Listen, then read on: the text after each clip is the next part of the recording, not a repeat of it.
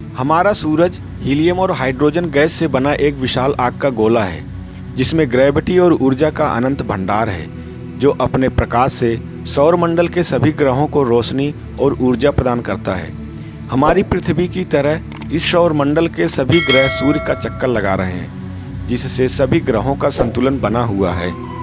मान लो समय के चलते अब सूरज में अचानक ऊर्जा खत्म हो गई और वह एक दिए की भांति बुझ गया। अब उसका अपना कोई अस्तित्व नहीं है और लोगों को इसके बारे में अभी कोई जानकारी नहीं है, क्योंकि सूर्य की रोशनी को पृथ्वी तक पहुंचने में 8 मिनट तक का समय लगता है।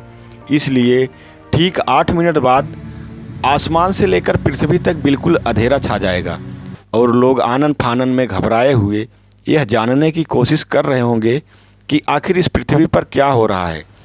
थोड़ी देर में कहीं ना कहीं से लोगों को यह बात पता चलेगी कि अब सूर्य हमारे सौरमंडल से गायब हो चुका है और दुनिया के सारे वैज्ञानिक इसका विकल्प ढूंढने की कोशिश कर रहे होंगे, क्योंकि पहले किसी को भी नहीं पता था कि ऐसा कुछ भी हो सकता है।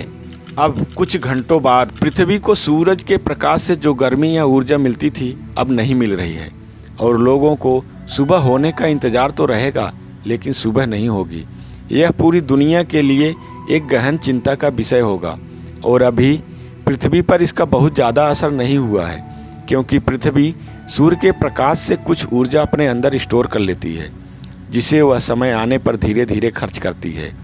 उससे पृथ्वी का वातावरण सामान्य है, बस पृथ्वी पर चारों तरफ अंधेरा छाया हुआ है।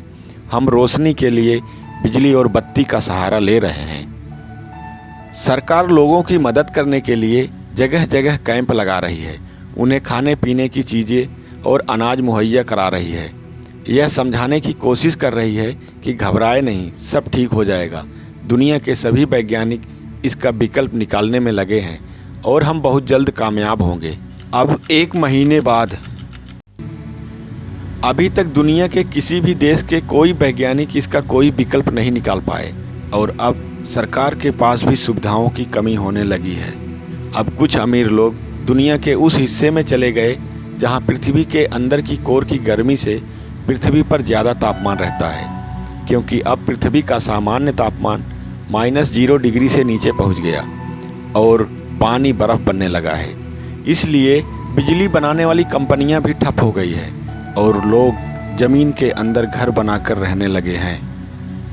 कोई फ़ोन या इंटरनेट काम नहीं कर रहा है, इसलिए कोई किसी से फ़ोन या मोबाइल पर बातचीत नहीं कर पा रहा है और घड़ी भी समय के बारे में कुछ नहीं बता पा रही है कि दिन हुआ है या रात। अंतरिक्ष में सैटेलाइट भी काम करने बंद कर दिए हैं, उसके बैटरी बैकअप ख़त्म हो चुके हैं, क्योंकि उसकी बैटरी अंतरिक्ष में सूर्य की रोशनी से चार्ज होती थी।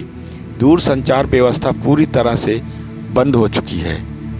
किसान भी अब खेती नहीं कर पाएंगे, कोई फसल नहीं उगेगी, क्योंकि अब वातावरण में कोई परिवर्तन नहीं होगा। लोगों के पास जो अनाज बचे हैं उसे खाकर उन्हें जीवित रहना होगा। ऑक्सीजन की कमी होने लगी, पेड़ पौधे व जंगल सूखने लगे, वातावरण में जहरीली गैस फैलने लगी है। जंगली जानवर और लोग ऑक्सीजन की कमी से मरने लगे हैं। अब लोग एक दूसरे की मदद करने में भी असमर्थ हो रहे हैं। सरकार किसी की कोई सहायता या मदद नहीं कर पा रही है। सब अपनी अपनी जान बचाने में लगे हैं और मौत का तांडव शुरू हो चुका है। पृथ्वी पर मौजूद सारा पानी बर्फ़ बनने लगा है। लोगों को पीने के पानी की बहुत बड़ी समस्या होने लगी है।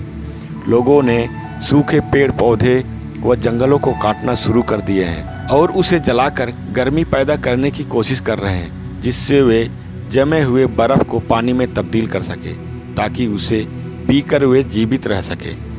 अब 3 महीने बाद अब लगभग पूरी पृथ्वी बर्फ़ से ढक चुकी है, लेकिन एक जगह है जहां अब भी जीवन संभव है, जो समुद्र के बिल्कुल निचले हिस्से में पृथ्वी के कोर के नज़दीक में है, जहां पृथ्वी के कोर की गर्मी से पानी का कुछ हिस्सा अभी भी तरल रूप में है, जहां समुद्री जीव समुद्र की उस गहराई में जा रहे हैं। लेकिन धीरे धीरे पृथ्वी के अंदर की कोर भी अब ठंडी होने लगी है और पृथ्वी पर निकलने वाले ज्वालामुखी भी ठंडे पड़ गए हैं और पृथ्वी निर्जीव होती जा रही है।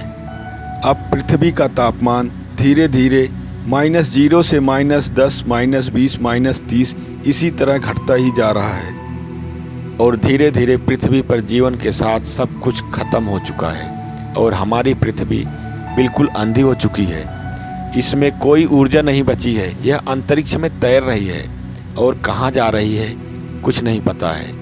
अब यह अंतरिक्ष में किसी दूसरे ग्रह से टकराएगी या किसी ब्लैक होल का निवाला बनेगी या फिर किसी दूसरे सोलर सिस्टम का हिस्सा बनेगी, यह कोई नहीं जानता। लेकिन आप घबराए नहीं, क्योंकि अभी ऐसा कुछ भी नहीं हुआ है। यह सब काल्पनिक है जो आपने इस वीडियो में देखा।